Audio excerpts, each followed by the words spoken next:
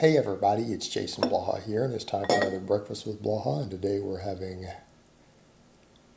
steak and avocados.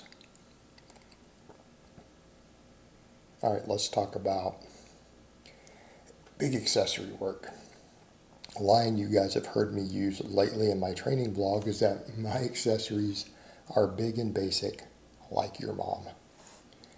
And while it's a funny line, let's come over and discuss what we mean by that. And I think you guys are going to find I'm not even close to the only strength-based YouTuber who tells you this. You're going to have Bugenhagen saying the same thing. And any coach who's going to limit your total amount of work. In other words, we can only handle so many sets of training. Or we can only handle so much stuff sometimes.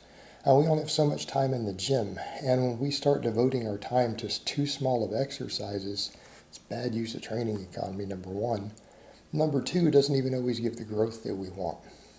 For example, you guys have seen me do a period of time where I did large amounts of band press downs and lighter dumbbell extensions, and my triceps didn't really get bigger or stronger. If anything, they regressed. You guys have seen periods of time where I did a lot of, lightweight incline curls and stuff, concentration curls. My arms grow? No. My arms are not particularly genetically blessed, as most of you have figured out by now. And the only time my arms have grown, really, is when I focus on big movements for triceps and things like JM presses. Dips have worked pretty well, so on and so forth. Those are the only times.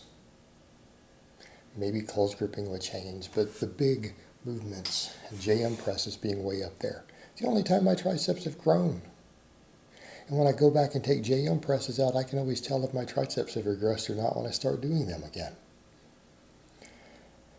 Same thing on biceps. The only time my biceps ever seem to grow is when I focused on chins and big barbell curls. Whether it's with an axle bar, whether it's a cheat curl, whether it's a stricter curl, with a big barbell curl.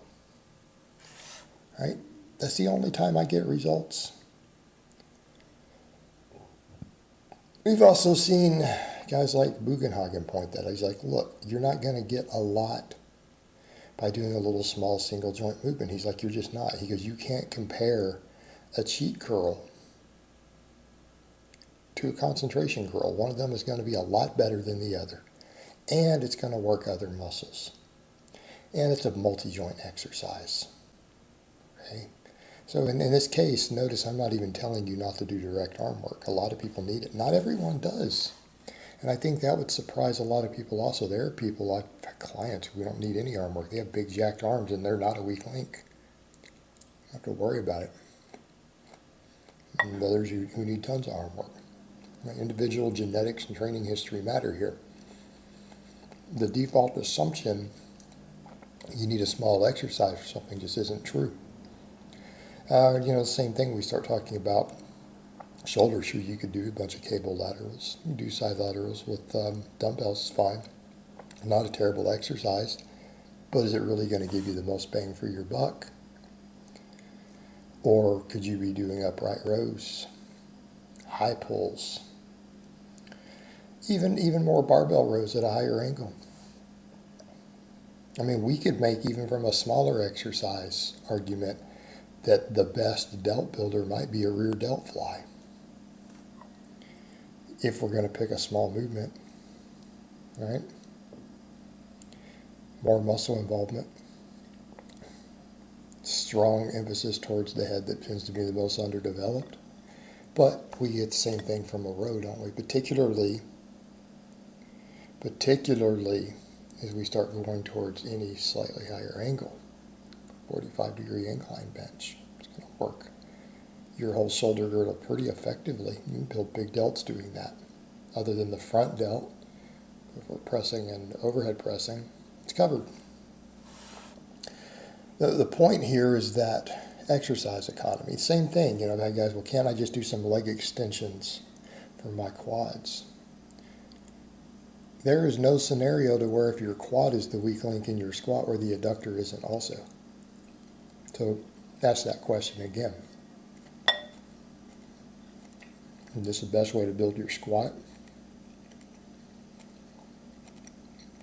You see me do leg extensions. You guys see the size of my quads. I advocate machine work for legs, you bet. I advocate a leg extension. Just put stress on the patellar tendon to not really work more than one muscle. And again, we come over to anytime you're squatting, if your quads are limiting you, so are your adductors almost every single time. So you're just going to train one and ignore the other. And again, you think this is a good idea. Of course people do, because they don't think in these terms. They're not thinking in terms of a system. They're thinking in terms of that one muscle. Instead of going, wait, how is this muscle interacting with other muscles that I need to get stronger? Because that's the point. If we're talking about getting stronger, not just bigger, the way that we grow does matter to some extent. For a couple of reasons. Number one, obviously carry over to other muscles. Right? Carry over to other muscles. Cheat curl adds more upper back. Well, more upper back is always going to make you stronger. Right? Upper back's always going to make you stronger. Number two, that we need those other muscles to work together sometimes anyways. I'll look over to a leg extension. Well, again, if your legs, quote unquote, legs are the weak link in your squat, it means your quads and your adductors both. Training just one, well, it's not helping us get stronger. You need to train both. And there are machines that'll do both. Right? Leg press, belt squat. I've got a belt squat. I use it all the time. Love it. There are machines that will do this, but they're all bigger multi-joint exercises that take the back out of the equation, which can make sense on a squat. There are occasions when you do want to take certain muscles or parts of your structure out for your supplemental work, and I'm no problem with that. Make sure you're doing it intelligently. Because again, you got limited recovery resources, and we have to deal with overuse of tendons, and that adds up real quick with small exercises, doesn't it? It's actually where we get the most problems. The other thing that you've got to look at is, what have the studies shown on strength carryover from small movements? That the strength carryover is better from big movements, right? It's better. Bigger exercises that use two joints, multi-joint exercises, tend to increase strength better in many cases, not always,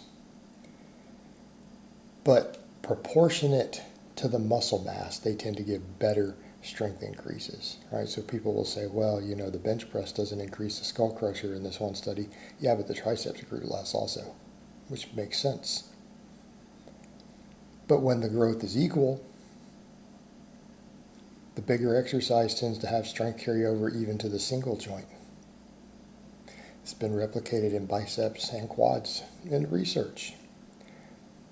The possible hypothesis is because you're handling heavier loads with it. The muscle is still being subjected to heavier loads, even though multiple muscles are assisting. They're still taking stuff like the eccentric load and everything at that heavier weight. Probably is increasing strength potential more through the non-hypertrophy pathways, which are smaller and less important, but they are there. So guys, keep your supplemental work big.